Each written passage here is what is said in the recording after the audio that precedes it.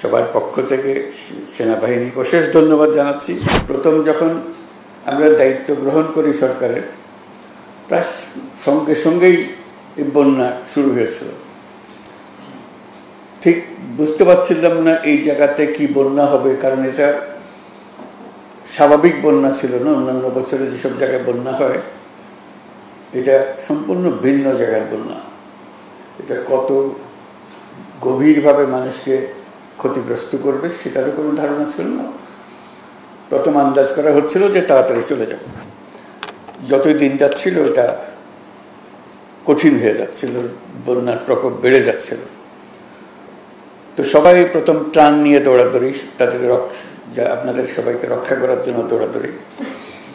সারা দেশে সবাই ঝাঁপিয়ে পড়েছিল সাহায্যের জন্য। এটা যে কত বড় বন্যা ছিল এটা বুঝতে পেরেছি বন্যা চলে যাওয়ার অনেক পরে। যে লোকমুখে যখন শুনতে আরম্ভ করলাম ব্যক্তিগতভাবে কীভাবে ক্ষতিগ্রস্ত হয়েছে, আপনারা যারা উপস্থিত আছেন পর্দার অন্যদিকে, যাদেরকে আমরা দেখছি এখানে পর্দাতে, তারা ভুক্তভোগী সবাই। অবস্থাপন্ন যারা এলাকায় ছিলেন তারাও ভুক্তভোগী, তাদেরও কোনো ছাড় দেয় নাই বন্যা। কিন্তু যারা বাড়িঘর হারিয়েছে তাদের কোনো জায়গা ছিল না কোথায় যায়। তো নানাভাবে প্রস্তাব আসছিল যে বাড়ির জন্য টাকা দিতে হবে। তো টাকা দেওয়ার ব্যাপারে আমি একটু শক্ত অবস্থান নিচ্ছিলাম। আমি বললাম যে এটা টাকা দিতে গেলে এই টাকার ভাগ বাটোয়ারা অনেক রকম হয়ে যাবে, আসলে যাদের প্রাপ্য তাদের হাতে সেই টাকা পৌঁছবে কিনা। তখন একটা প্রস্তাব আসছিল যে আশ্রয়ণ প্রকল্পের মাধ্যমে করা। আশ্রয়ণ প্রকল্প সম্বন্ধে আমার পরিষ্কার ধারণা ছিল না, নামটা জানা ছিল। তো ভাবলাম যে দেখি এটা কি করা যায়। পরে জানলাম যে এটা সেনাবাহিনী করবে, তাহলে একটু স্বস্তি পেলাম যে না, এটা অন্তত টাকাটা সঠিকভাবে ব্যবহার হবে। আজকে এটার সমাপ্তি উপলক্ষে যে চাবি বিতরণ, আপনাদের হাতে চাবি তুলে দেওয়া, এটা ভালো লাগছে যে টাকাটা সঠিক ব্যবহার হয়েছে এবং ঘরটাও সঠিকভাবে নির্মাণ হয়েছে। অনেক সময় টাকা ব্যবহার হলেও গুণগত মান ঠিক হয় না। আজকে গুণগত মানের ব্যাপারেও আশ্বস্ত হলাম এবং টাকাটা যে ব্যবহার হয়েছে, আমরা যে টাকা দিয়েছিলাম তার অর্ধেক টাকাতে কাজটা করেছে। ওটা উল্টো খবর। সাধারণত যে টাকা দেওয়া হয় তার থেকে দ্বিগুণ আবার চাওয়া হয়। এটা যা দেওয়া হয়েছিল তার অর্ধেক ব্যবহার হয়েছে।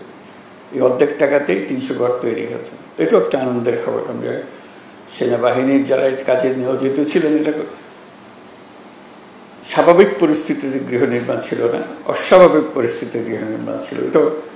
এটা বিশেষ আলোচনার বিষয় যে এর মধ্যেও গুণগত মান ঠিক রাখা, জিনিসপত্র হাজির করা। ঘর নির্মাণ করতে হলে তো অনেক জিনিসের সমাবেশ করতে হয়। এটাও কঠিন ছিল। রাস্তাঘাট বন্ধ ছিল, চলতে পারছে না, ব্রিজ ভেঙে গেছে, রাস্তাঘাট ভেঙে গেছে, এর মধ্যেই কাজটা করতে হয়েছে। আজকে যে ছবিগুলো দেখলাম তাতেও ভালো লাগলো, যেটা সুন্দর বাড়ি হয়েছে।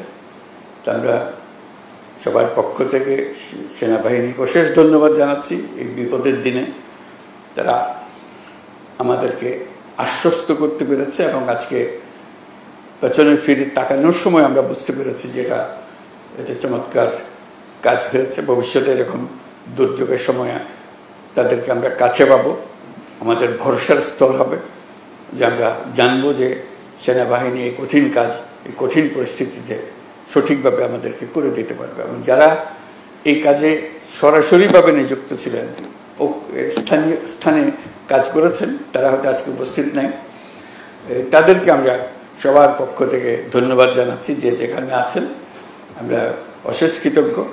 এই দুর্যোগের দিনে আপনারা সামনে এগিয়ে এসেছিলেন এবং সুন্দরভাবে এই বাড়ি নির্মাণ করে দিয়েছেন। ওয়ালটন আবারও মিলিনিয়ার অফারে ওয়ালটন ফ্রিজ কিনে আপনিও হয়ে যেতে পারেন মিলিয়নিয়ার। মিলিনিয়ার ছড়াছড়ি দেশ জুড়ে, এটা শুধু ওয়ালটনই পারে।